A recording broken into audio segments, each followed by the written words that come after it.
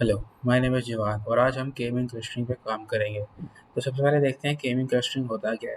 दरअसल के-मीन clustering data को groups में डालने के लिए या क्लस्टर में डालने के लिए होता है कोई भी डाटा को जैसे यहाँ पे मैंने ये डाटा लिया हुआ है। अब इन डाटा को यूज़ करते हुए हम इसके क्लस्टर्स बनाएँगे मीन्स हम इनको ग्रुप्स में डालेंगे और इनको अरेंज करेंगे जैसे कि ये चीज़ है। अब यहाँ पे जो x है ये हमारे पास एक या डाटा है और ये 16 है ये हमारे पास दूसरा डाटा है। अब हम इनको यूज़ करते हुए क्लस्टर्स बनाए हैं जैसे यहाँ पे मैंने देख लिया यहाँ पे C1 एक C2 है। यहाँ पे मैंने 2 क्लस्टर्स लिए मतलब 2 ग्रुप्स लिए हैं। अब इनको यूज़ करते हुए इन डाटा को यूज़ करते हुए मैं क्लस्टर्स बना रहा हूँ और इनको ग्रुप्स में डाल रहा हूँ, ठीक है? और इनको उनको तब तक मैं ग्रुप्स में डाल रहा हूँ, उनको चेंज कर रहा हूँ तब तक जब तक ये C1 और C2 दोनों क्लस्टर के जो वैल्यूज़ हैं, जो एंटर्ड वैल्यू है वो सेम ना हो जाए। और ये चेक कैसे करते हैं, हम इनको चेक कैसे करते हैं, कैसे हम इसका सबसे पहले तो हम इसका रैंडमली हम एक सेंट्रोइड पॉइंट ले लेंगे और ये रैंडमली सिलेक्ट होगा। उसके बाद हम उसका यूक्लिडियन डिस्टेंस लेंगे। यूक्लिडियन डिस्टेंस ये होता है कि हम इसका एवरेज निकालेंगे और देखेंगे जो वैल्यू सबसे नियरेस्ट है उस सेंट्रल पॉइंट के वो वैल्यू उस ग्रुप में आ जाएगी और बाकी दूसरे ग्रुप में चली जाएंगी जो उसके ग्रुप के सेंटर के करीब होगी। इसी तरह हम ये चेक करते रहेंगे तब तक चेक करेंगे जब तक ये हमारी वैल्यूज आपस में सेम ना हो, सेम साइज की ग्रुप्स ना। तो अब हम कोड की तरफ चलते हैं। तो सबसे पहले हम देख लेते हैं हमें कौन-कौन सी लाइब्रेरी चाहिए होगी। इसके लिए हमें numpy चाहिए होगी, ठीक है, जो कि पाइथन के लिए वैसे ही इम्पोर्टेंट है। उसके बाद pandas चाहिए होगी जो कि डाटा को हमें रेंज वगैरह और इंपोर्ट वगैरह करवाना होगा। उसके बाद एक हमें चाहिए होगी मैटप्लॉट की जिसमें हम अपना जो स्कैटर वगैरह करेंगे, प्लॉट्स वगैरह करेंगे। और उसके बाद हमें एक मैथ्स की चाहिए होगी जिसमें जिसको हम स्क्वायर क्योंकि हमें स्क्वायर रूट भी चाहिए होगा इसमें, तो हम उसकी मैथ की भी फाइल यूज़ करेंगे लाइब्रेरी। तो मैं यहाँ पे वो सारी लिख लेता। तो ये सारी हमारी अब फाइल जो हमने इंपोर्ट करनी थी ये होगी। अब इसके बाद हम अगली अगली लाइन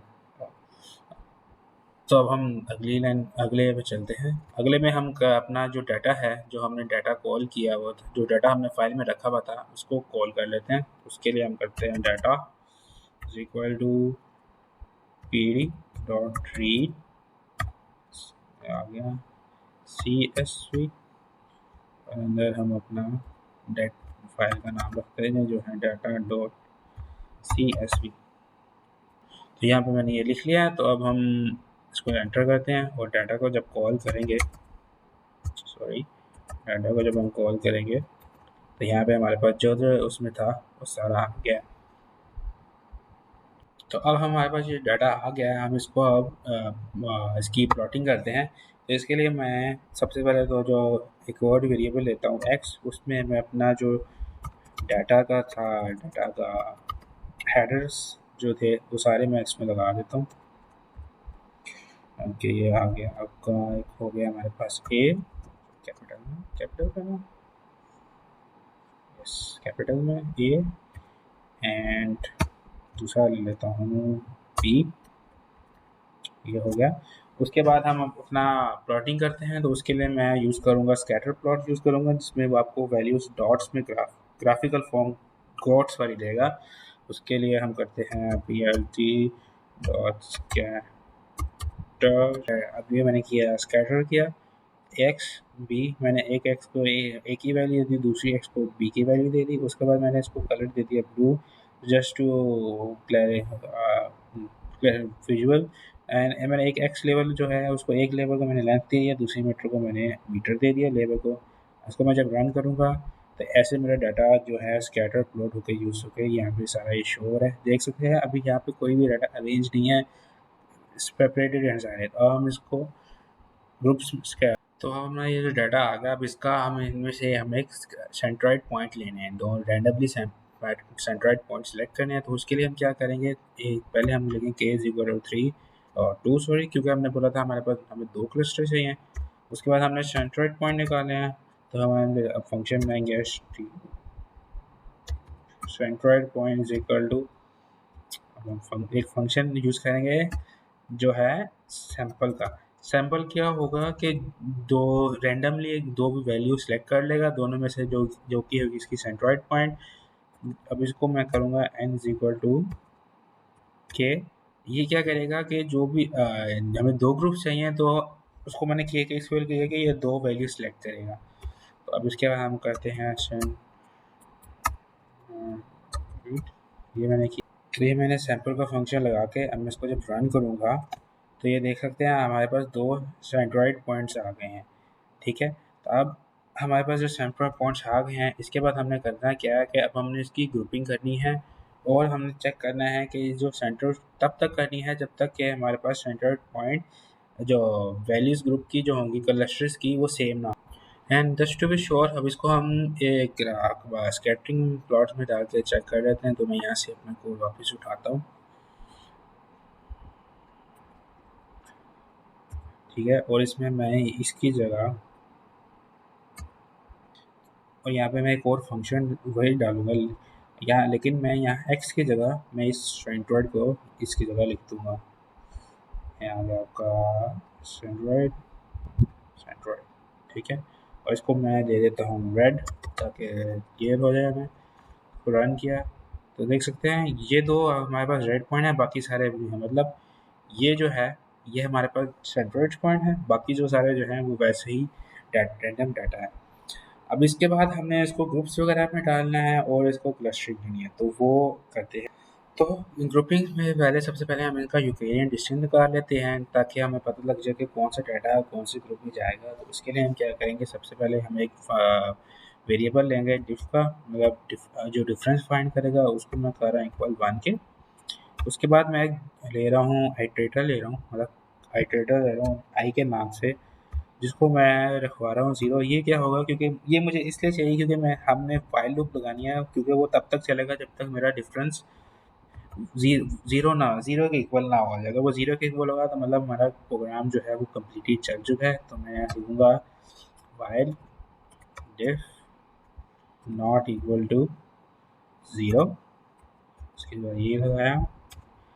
और अब मुझे एक जो एक्स जो था मेरा डाटा जो था, जैसे मैंने ये जो डाला था एड्रेस एक्स वाले का, अब मैं एक और वेरिएबल लूँगा एक्स टी के नाम से, चाहे इसको मैं चलो ए के नाम से लिख लेता हूँ। उसको मैं एक्स के इक्वल कर देता हूँ क्योंकि मुझे जो है एक्स का डाटा सारा इसमें आ जाएगा। उसके बाद एक और मैं आइटरेटर लूँगा जे के नाम से, जिसको मैं कह रहा हूँ वॉर 1। ओके, क्योंकि मुझे अब दो फॉर लूप चाहिए, मतलब नेस्टेड लूप चाहिए, क्योंकि एक जो नेस्टेड लूप होगा वो मेरा क्लस्टर्स को कैलकुलेट करेगा क्लस्टर्स में। एक जो मेरा फॉर लूप होगा वो सेंट्रॉइड पॉइंट्स को कैलकुलेट करते हुए सेंट्रॉइड पॉइंट की तरह आइटरेटर तक चलेगा। दूसरा जो मेरा फॉर लूप होगा वो आपका डिस्टेंस निकाल रहा होगा, जो कि सेंट्रॉइड डिस्टेंस के करीब होगा कि नहीं, और उसके बाद मैं एक अपेंड का फंक्शन यूज़ करूँगा जो कि वैल्यू उसमें डालता रहेगा। तो ये फंक्शन जो मैंने लिखता हूँ, जो मैंने पहले से लिखा हुआ है, तो मैं बस उसको वही रिकॉल कर लेता हूँ। तो यहाँ पे मैंने ये सारा कोड लिख लिया। तो ये देख सकते हैं हमारे पास एक आ गया फॉर लूप की आइटरेटर आ गया इंडेक्स 1 रो सी इंटू सेंट्रॉइड, ये सेंट्रॉइड की रो तक चलेगा। उसके बाद मैंने इसको एक और ईडी दी है क्योंकि मैंने एक अरे ले ली है। उसके बाद मैंने एक और फॉर लूप लिखा है जो नेस्टेड लूप के तौर पे नेस्टेड लूप है। इसमें मेरा एक जो आपका यूज़ हो रहा है यूक्लिडियन डिस्टेंस फाइंड हो रहा है, और अपेंड का फंक्शन है वो आपकी वैल्यूज़ जो है वो उन क्लस्टर्स में डाल रहा है। इसके बाद मैंने करनी है ग्रुपिंग। तो ग्रुपिंग के लिए मैं एक और अरे ले लूँगा जिसका नाम रखता हूँ सी इज इक्वल टू, ये मैंने एक और अरे ले ली। इसके बाद मैंने जो डाटा मेरे पास जो आया था पेंट करते यूज़ करते हुए मैंने आया था वो मैंने वापस ग्रुप में डालने हैं, तो वो कर लेते हैं। हमारे पास एक फॉर लूप लगेगी, उसमें मैं जो होगा एक अपनी मिनिमम डिस्टेंस जो होगा वो कैलकुलेट करते हुए एरे में रखूँगा, और दूसरा जो है पोजीशन होगी, क्योंकि ये दो चीज़ें होंगी जो मेरी हमेशा चेंज होती रहेंगी। तो इसके लिए मैं अपनी फॉर लूप रखूँगा। तो उसके लिए मैंने ये जैसे फॉर लूप इंडेक्स, ये मेरी फॉर लूप एक्स की टाइम एक्स तक चलेगी, एक्स रो तक चलेगी, जिसमें मैं अपना मिनिमम डिस्टेंस रखा है, जो रो की जो मिनिमम डिस्टेंस होगा वो इनमें चला जाएगा, और पोजीशन होगी जो है बार बार चेंज होती रहे। अच्छा, तो अब हम क्या करेंगे, हम एक और फॉर लूप लेंगे। ठीक है, और उसमें क्या होगा कि हम जो हमारी मिनिमम डिस्टेंस होगा वो चेक करेंगे कि वो मिनिमम डिस्टेंस रो के वो इक्वल रो की जो नेक्स्ट वेरिएबल है उसे मिनिमम है कि नहीं, अगर वो है तो उसकी पोजीशन वगैरह चेंज हो जाएगी, अगर नहीं है तो एज इट इज़ रहेगा। और ये जो फॉर लूप होगा ये के तक चलेगा, मीन्स जितने हमारे क्लस्टर्स हैं, मीन्स जितने हमने ग्रुप्स रखे हैं उस उतने टाइम चले। अच्छा, तो ये देखिए मैंने फॉर लूप ली जो आई के रेंज चल रहा है के तक, के जो हमारा क्लस्टर्स है उसमें मैंने एक कंडीशन लगाई है कि अगर जो रो का जो नेक्स्ट एलिमेंट है वो मिनिमम डिस्टेंस से लेसर है, तो जो मेरा रो का है वो मिनिमम डिस्टेंस में वैल्यूज आ जाए और जो पोजीशन है वो उसकी चेंज हो जाए। तो इसके बाद हम क्या करेंगे, हमारे पास ये जो आ गया है डाटा, अब इसको हम सी को अपेंड कर देंगे कि पोजीशन के रख के, ताकि जो हमारा डाटा हो वो सी में जाता रहे। तो ये हमने कर दिया। तो अब हम क्या करेंगे, जो हमारा सी था इसमें हमारे पास जो नए सेंट्रोइड पॉइंट्स है वो आ गए हैं, उसको मैं अब नए डाटा फ्रेम में रख दूंगा जो जिसका नाम होगा क्लस्टरिंग, क्लस्टर के नाम से रख दूंगा। ये मैंने इसका डाटा कर दिया, ताकि अब जो जो हमारे सेंट्रोइड पॉइंट है वो क्लस्टर में चले गए सारे ना, नए डाटा फ्रेम चले ठीक है। तो हम क्या करेंगे, अब हम आएंगे ग्रुपिंग की तरफ, उसमें हम क्या यूज़ करेंगे, ग्रुप बाय।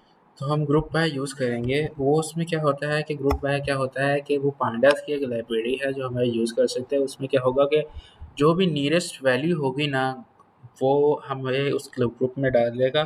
जैसे कोई भी वैल्यू पड़ी होगी, अगर मैं उसका ग्रुप बाय यूज़ करूँगा तो वो उसकी नियरेस्ट वैल्यू जो भी होगी वो उस ग्रुप में डाल देगा। तो उसके उसके बाद मैं वो करेगा। तो उसके लिए मैं क्या करूँगा, मैंने एक क्लस्टर लिया न्यू एक्स ग्रुप बाय। तो मैंने यहाँ पे क्लस्टर की जो ग्रुप बाय कर दिया और उसका मीन लिया। ये मीन क्या करेगा कि वो जो उसकी एवरेज वैल्यू होगी ना उसका जो उसको सेंट्रोइड पॉइंट के साथ देखेगा और देखेगा अगर वो नियरेस्ट है तो उसके तो वो उस क्लस्टर में चला जाएगा। बाकी तो हम क्या करेंगे, हम एक इफ़ कंडीशन लेंगे क्योंकि जो हमारी व्हाइल लूप है हमने उसको ब्रेक भी करना है। तो उसके लिए हम इफ़ कंडीशन क्या होगा पे हम लिखेंगे इफ़। उसके बाद क्या करेंगे हम कि हम देखेंगे अगर हमारा जो है y की वैल्यू जो है वो अगर ज़ीरो के इक्वल है, इक्वल टू ज़ीरो है, तो हम क्या करेंगे, डिफरेंस को जो होगा, जो हमने डिफ लिया था डेफ, उसको हम कर देंगे वन का इक्वल। और जो हमारा एक जो y था उसको हम कर देंगे y is equal to, y को हम प्लस प्लस कर देंगे। और जो एल्स एल्स में क्या होगा, एल्स में हम करेंगे, हम जो डिफरेंस था जो क्लस्टरिंग का डिफरेंस, हम डिफरेंस लेंगे और उसको आप दोनों क्लस्टर को आपस में माइनस कर देंगे। अगर वो क्लस्टर ज़ीरो हुआ तो हमारी लूप ब्रेक हो जाएगी, अगर ना हुआ तो वही लूप चलती रहेगी दोबारा दोबारा। तो यहाँ पे मैंने ये डिफरेंस ले लिया। तो डिफरेंस मैंने क्या किया कि सेंट्रोइड माइनस सेंट्रोइड न्यू को पुराने वाले सेंट्रोइड से माइनस करा दिया और उसका सम ले लिया है, और दूसरे साथ भी ऐसे किया ताकि वो सम भी हो जाए और उसका डिफरेंस पता लग जाए। और डिफरेंस जब ज़ीरो हो जाएगा जिसका मीन्स कि जो मेरी वाइल लूप की कंडीशन है वो फॉल्स हो जाएगी। और जब फॉल्स होगी तो कोई लूप ब्रेक हो जाएगा। अगर लूप ब्रेक हो जाएगा तो यहाँ पे आ जाएगा मैंने सेंट्रोइड मीन किया है तो उसकी वैल्यू सेंट्रोइड में डाल देगा। तो ये काम था सारा हमारा के मीन्स का। अब यहाँ पे हम अगर जब सेंट्रोइड को कॉल करेंगे, कॉल किया तो सॉरी,